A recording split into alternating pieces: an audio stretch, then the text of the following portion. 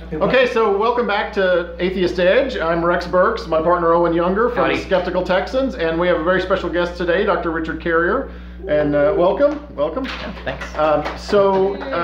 Richard was just telling us that he was at an event with some Christians in Houston, so why don't you... Yeah, just last night, before today, I was brought out to Houston to a church out there to debate Joel McDermott of American Vision. He has this whole website thing. So he's a kind of an unusual sort of dominionist conservative, but he's so consistent that he actually criticizes other conservatives for not walking the walk a lot. I love it. And so like when I was prepping for this debate, I was listening to all, like having text to speech, listening to all his blogs on the drive. And I found myself agreeing with him like half the time. Like he had this whole article about how it's not biblical what the conservatives are saying about immigrants and refugees, that we should actually, the Bible commands us to treat them like neighbors and the sojourners and help them and stuff. And so he's like so he's actually pro like helping immigrants and refugees. And I'm like, I totally agree with everything he's saying in this article. That's really weird. I mean, at the same time, like the next one, he'll say like public education is, we absolutely have to get rid of public education. All taxes are theft, and therefore all taxes violate the 10 Commandments. And so, and so there's a lot of this, like a lot of it's really hardcore conservative, and then there's all this other like interesting sort of, not liberal, but I don't know, a libertarian. I call it biblical libertarianism in a sense. But yeah, and he did this thing. He says, we shouldn't have taxes, but conservatives with money should be giving way more voluntarily to charity and stuff. So he's like, so he's saying like, it's like conservatives who want to lower taxes but aren't increasing their own voluntary giving to make up for it are being unchristian. And so I was like, wow, okay, this guy is at least consistent. So so we had a debate that was an interesting one. It was not a debate, and this video will be online I think at some point, but it was not a debate as to which worldview was true. I was there as the atheist defending naturalism and secular humanism, and he was there defending Christianity. Of course, his idea of this sort of narrow fringe version of Christianity that he thinks is the true version and everybody else is wrong. Funny how that happens. Yeah, that came up in the debate. It's like, but the debate was actually on which worldview is better for the world, which worldview is better. A utility view. Correct. Even if it's not true. So we're all talking about like what is the impact of these worldviews and things like that. And fortunately, Hitler never came up, which was actually very impressive. Yeah. He almost did it. Like he said I'm almost about to Godwin here, but he didn't mention Hitler.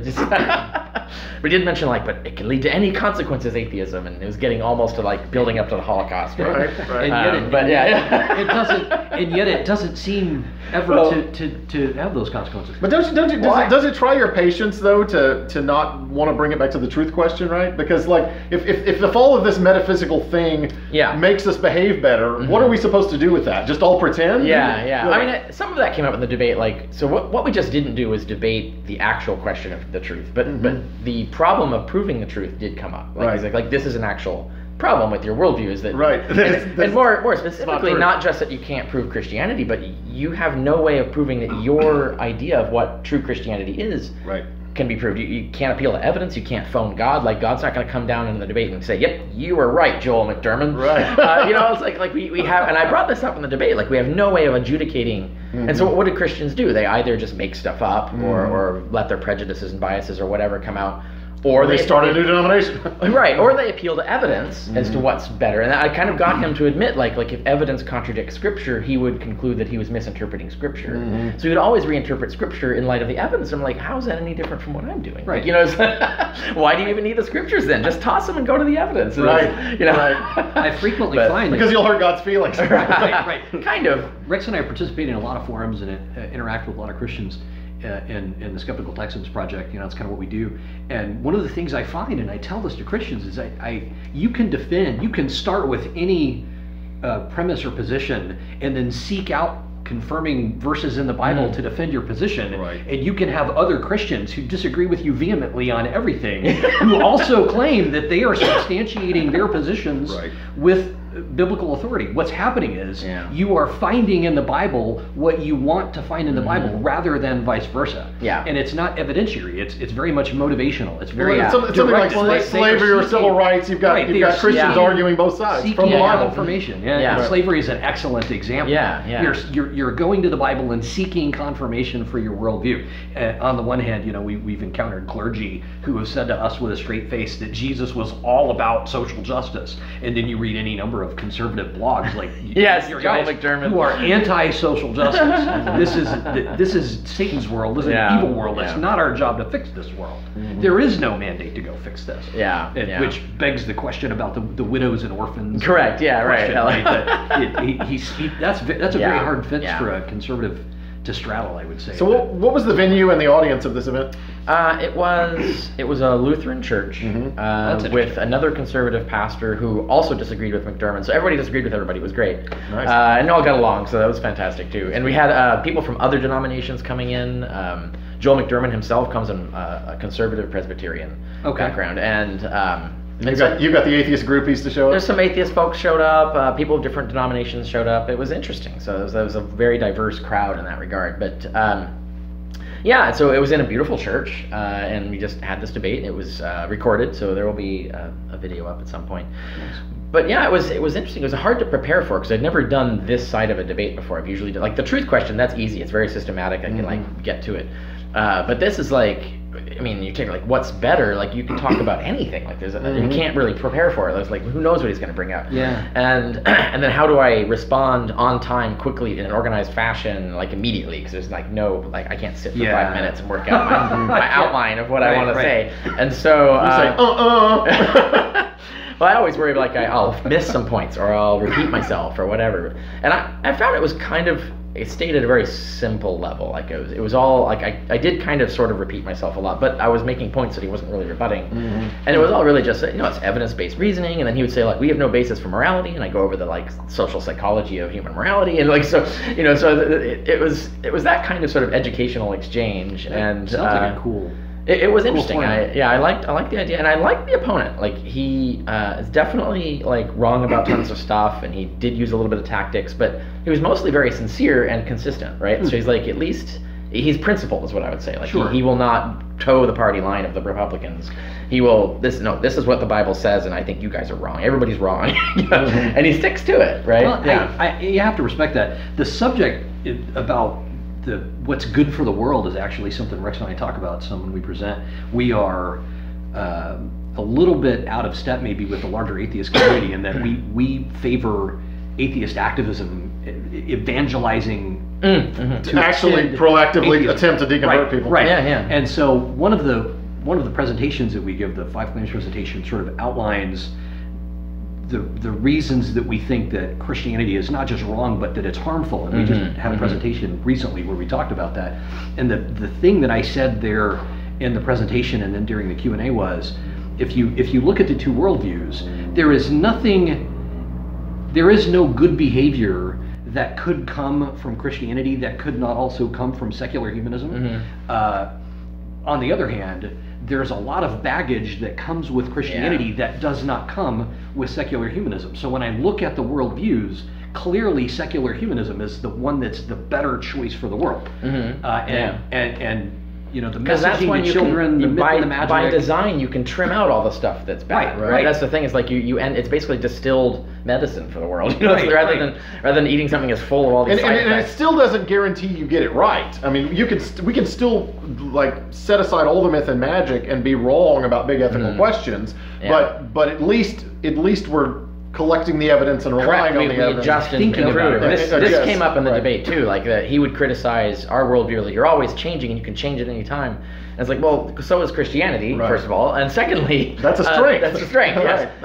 But you could tell behind a lot of his argumentation was based on in Christianity we can have absolute certainty. We have there's definitely going to be ultimate justice. We can have total confidence in that. I'm no, you can't, right? It's like it's better to admit that we don't have that assurance. Well, and therefore even, we've got to deal with the imperfect world we have, really. Even their ultimate justice, it seems like a gross injustice if you think 2/3 of the world is not Christian. Yeah. And the really good people that live in non-Christian countries are going to burn in hell forever. Right. Your notion of justice is not justice at all. No. You missed Calvin. They weren't chosen, and it's not your fault, and it's not even their fault, and it's definitely not God's fault. Not anybody's fault. They just weren't chosen. It's still unjust. It's not on you to fix that. It's not up to you to question God, Rex. It's not. No. Yeah, right. Yeah. We meet a lot of Calvinists. This is Texas. There's a lot of Baptists down here. And yet they still try to convert people, which is a little odd. Well, it is, isn't it though? They have to survive. Right. They'll cease to exist for the day, right? Well, somebody's gonna pay the light bill for the church. Right? We'll take your donation whether you're elect or not. Sure. Right. Right. Yeah. Now, something you were saying, Owen, about the, if you say this whole thing we call Christianity, the main two critiques would be it's false and it's harmful, right? Mm-hmm. But you almost can't untether those things, because some of the harm claims we make are based on the idea that you're saying to children things that are not true. Yeah. If suddenly the Magic 8 Ball told us this is all true, I would have to reassess the harm, right?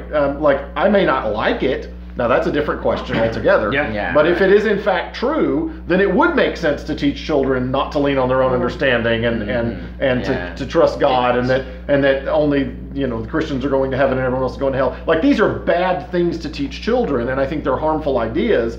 But they're harmful ideas precisely because they're not true. Right. If they were true, whether you like them or not, it would be the thing to teach to children. So I agree that truth matters, and that's what we should celebrate. But I do have, and I'll phrase it like this: Jim asked us the first time you and I were ever on the Atheist Ed show. The last question that he asked us was, or the panel, I guess, if the God of the Bible was real. If the God of the Bible were actually real, and someone was able to demonstrate this conclusively, and it was absolutely how would you real, respond? What would you do? And we both kind of said middle finger, right? And I said, I resist evil everywhere I find it. Right. Fuck that guy. Yeah. Sign me up for the resistance, even if whatever that means. I'm not going to sign up for what I think is evil, and I really do. I think there's a lot of harm, whether it's true or not. It's easy to look at the Christian teachings and see the evil that comes from that. And that's a very harsh thing to say. We live in a place down here in Texas where being an atheist and being a liberal is not a mainstream thing. It's definitely not welcome. And particularly being an atheist that sort of lives out loud, like that's, this project we've undertaken and created sort of a public image of ourselves, and we own that. But we live in a place where that's not an easy thing to do and be. But I'm absolutely convinced that. Well, the cities are a litho better, right? The big cities are. Yeah. Just looking at the most recent election, Beto held Ted Cruz to something like 2.5%, which is extraordinary for Texas. And Dallas and Tarrant County both, you live in Tarrant County, right? Mm-hmm. Dallas and Tarrant County both were blue. Tarrant County blue for the first time in decades. My county, Collin County, I live on the north side of town, and Collin County was within just a handful of, within 5%. It was that tight. We really are making a lot of races like that. Oh man, it emboldens me. It makes me excited for the future. I think that in addition to purpling or bluing large portions of the United States, I also think that challenging the religion, creating more atheists or at least more skeptics, can help us achieve some of the political goals that we have. Of course. So in Texas, being an atheist does not carry the death penalty, though you wonder why, because Texas makes use of death penalty more often than anybody else. Right. Yeah. No, I want to come back to this truth question though. I always got irritated trying to read somebody like Karen Armstrong. Like, Karen Armstrong is one of these writers who, she doesn't seem to believe the myth and magic herself, but it's almost condescending the way she sort of pats people on the, oh well, they need it, so let them have it. It's that oh, it's good for, like, she's like celebrating religion right after she tells you she doesn't believe in it. And I'm like, well, that doesn't seem like the way to mature our species. First of all, it's a Trojan horse for a lot of bad ideas, and then secondly, like, that's not teaching them the skills they need to be critical thinkers. Like, you're saying, like, no, just buy this because it's good for you. It's like, wow, it feels good even. Yeah. If that'll work with religion, what other corporate bullshit or political bullshit can people manipulate you if that's your epistemology? Right. I wrote a whole article on this. What's the harm on answering the question? I mean, what's the harm for conservative religion is easy to answer, and I have like a few paragraphs on that. But then I go like, what about liberal religion? And there's still some problems because to continue believing it, you have to adopt this way of knowing that's faulty, and that way of knowing is going to accumulate false beliefs outside religion too. It's not just the religious package you've got, it's just your approach to knowledge in general is going to be defective. And if you fix that, say, I'm going to build an epistemology that protects me as much as possible, as the best epistemology there is, that'll protect me from the most false beliefs, it's going to knock out your religion too. Like, you can't, like, there's no magic epistemology that's going to magically know which false beliefs aren't harmful. Right. Because if you knew that, you would know they were false. Right. And so it's a catch-22. Well, then I'll even have some of these liberal Christians say to me, and this is the phrase that always gives me a trigger, I choose to believe, and then they'll describe their religion, and I look at them and I'll say, I don't even know what that means. I don't even know what it would mean to choose to believe something. My beliefs are the summation of the evidence that I've encountered with my senses. I don't know what it would mean to choose to believe something. Do they mean like a shibboleth? Like I need to affirm this publicly. Right. Well, okay. Or I need to tell myself it's true. I understand what it would mean to say, I choose to say this. I choose to pretend this. Right. I wish this were true. Right. Yeah. I like this idea. These things all make sense. Yes. But not only do they say I choose to believe, sometimes they'll say I want you to choose to believe. You know, like I'll say okay, Pascal's wager. I'll take it. I'll sign up. I will choose to believe. Now, exactly what do I do? I don't know. To the extent that I could fool an all-knowing God, right? Like it doesn't even make any sense. Well, that also doesn't make sense. Yeah. Right. But also you have this problem of like which one are you going to join? This came up in that debate last night. It's like which version of religion? Right. I mean, the Nazis had their own version of Christianity. It's like, how do you know that's false? Like what are you basing it on? Like how do you pick? And I think as people just want something, and so they'll just glom onto whatever is convenient or whoever's friendliest to them, or what zip code they were born in, or that. Yeah, well, especially that. That first of all. But which service they found most appealing. You know? Yeah. It's absolutely that. I mean, even William Lane Craig says he was basically converted by a pretty girl. So Owen and I had a 4-hour conversation over lunch with this Christian we had met at a Baptist church, and we were asking him, why do you believe, and did you ever question this? And he says, yes. He says, I really questioned my faith in my 20s, and I've been raised Baptist, but I really wanted to explore and really wanted to question my church. So one Sunday, I visited a Methodist church, and I went running right back to the Baptist church. I've been there ever since. So his big crisis was to go from Baptist to Methodist. Boy, you really explored. And they were wearing robes, and that seemed a little too Catholic. That same guy wanted to actually, and I swear I'm not making it up, his grandfather wrote a little song, a children's song, or was it a poem? A poem. It was a poem about Jesus. And the guy said to us at lunch this particular day, after we'd been to his Bible study class 3 or 4 times, we agreed to meet him for lunch and kind of have further conversations. And he said, I really think if I could read y'all this poem, it's so... Christianity is so simple that even a child really can grasp it. So I want to read you this poem that my grandfather wrote, because I'm absolutely convinced it will change your mind, and you'll sign up for this. This is right out of like Tantius. It's go on. Like he really. So that's really kind of the punchline. He for him, his faith was that, and I'm going to use a word here. I don't want to be insulting to, but it was that facile that for him, this poem was the heartstring that simplicity and certainty. That's what they want. Right. Even if they can just trick themselves into thinking they have them when they really don't. He absolutely just knew. I love the. Anyway, it's ambiguity and tolerance. It's actually it's a thing that people vary in their degree of ambiguity and tolerance.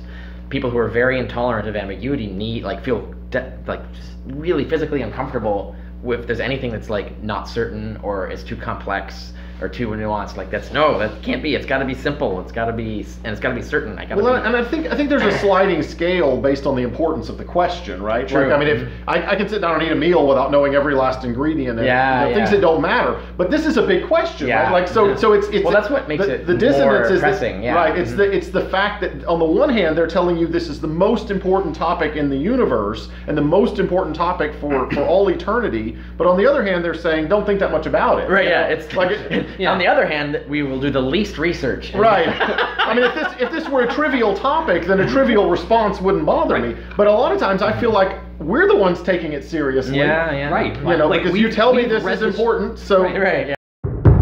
Atheist Edge. Walking the edge of what some consider offensive. But your feelings don't matter here. Only facts.